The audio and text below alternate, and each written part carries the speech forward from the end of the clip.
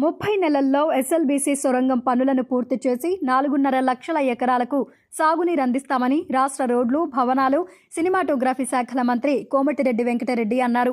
నల్గొండ మండలం గుండ్లపల్లి గ్రామం వద్ద D37 కాల్వ ద్వారా సాగునీటిని విడుదల చేశారు.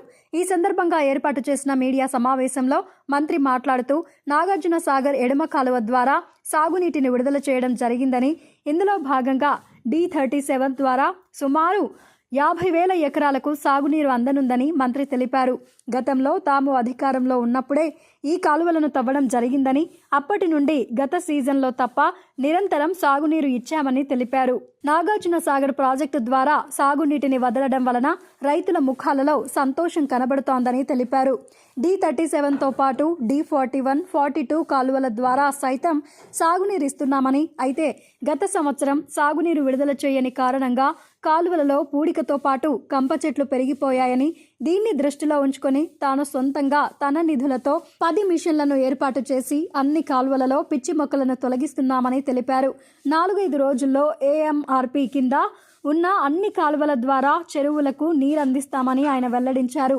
రాష్ట్ర ప్రభుత్వం ఎస్ఎల్బీసీ పూర్తి చేయడానికి 2,200 కోట్ల రూపాయలను విడుదల చేయడం జరిగిందని, యుద్ధ ప్రాతిపదికన 30 నెలలలో ఎస్ఎల్బీసీ సొరంగం పనులు పూర్తి చేస్తామని, దీని ద్వారా బ్రాహ్మణ వెల్లాంలకు సాగునీరు అందుతుందని తెలిపారు. ఎస్ఎల్బీసీ సొరంగం పూర్తయితే 4.5 లక్షల ఎకరాలకు సాగునీరు అందుతుందని ఆయన వెల్లడించారు. చాలా ఎంతో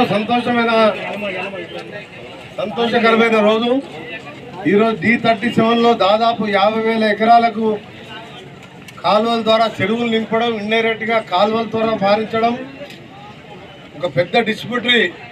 ఆ రోజు 2008లో మన ప్రభుత్వంలో 2004లో నేను ఈ డిస్ట్రిబ్యూటరీని శాంక్షన్ చేయించి, అప్పుడు ఓన్లీ మెయిన్ కెనాల్ ఉండే. 2004లో మన ప్రభుత్వం వచ్చినాక ప్రియతమ ముఖ్యమంత్రి, అప్పటి దివంగత నేత రాజశేఖర రెడ్డి గారి ఆధ్వర్యంలో అన్ని డిస్ట్రిబ్యూటరీ పైకి వెళ్ళి దేవరకొండ, దూరంపూడి దేవరకొండకి వెళ్ళి నా ఆయింటిపాలెం వరకు దాదాపు 400 కోట్లతో డిస్ట్రిబ్యూటరీ నిర్మించుకున్నాం. అందులో మేజర్ డిస్ట్రిబ్యూటరీ ఇదొకటి. ఇక్కడనే ఆగస్టు 2008 డేటు 11th అనుకుంటారు కరెక్ట్ డేటు.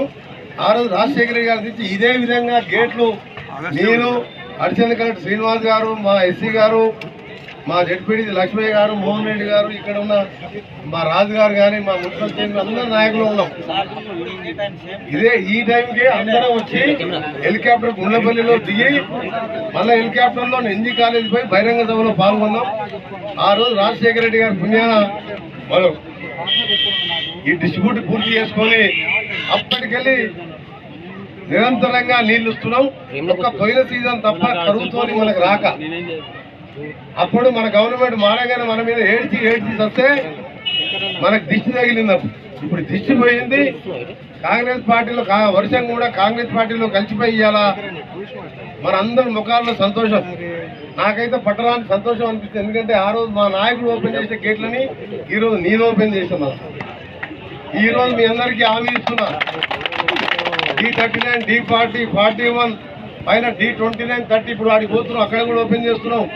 అక్కడ మిషన్లతోని మొత్తం 10 మిషన్లు పెట్టినా కాలువలు కూడకపోయినాయని చెప్పి పోయినసారి నీళ్లు రాక కంప చెట్లు పెరిగి మొత్తం నీళ్ళు ఇప్పినా కిందికి పోకపోతే ఇవాళ ఉదయమే మాది జడిపిడిసి మా శ్రీనివాస్ గౌడ్ చెప్పి, మా నాయకులందరూ చెప్పి, నేను కొన్ని హైదరాబాద్కి వెళ్ళి మిషన్లు తెప్పి స్థానిక నాయకులను అడిగి అన్ని డిస్ట్రిబ్యూటర్ కూడా ఫస్ట్ జంగల్ క్లియరింగ్ చేపిస్తున్నా. ఎందుకంటే 4-5 రోజులలో ఎంటైర్ AMRP కింద ఉన్నకెళ్ళా నల్గొండ అసెంబ్లీ కాదు, అన్ని కెనాలు కూడా అన్ని చెరువులు నింపాలి. తర్వాత పారుగంట ద్వారా నీళ్ళు ఇవ్వాలి, గ్రౌండ్ వాటర్ పెరగాలి, చెరువులు పొంగి పొరలాలి. ఎందుకంటే పోయినసారి కరువుతోని మా పంటలు పండగ ఎండిపోయినాయి. అందుకని మీరు ఒక్కడికి మీ అందరికి గమనించాలి.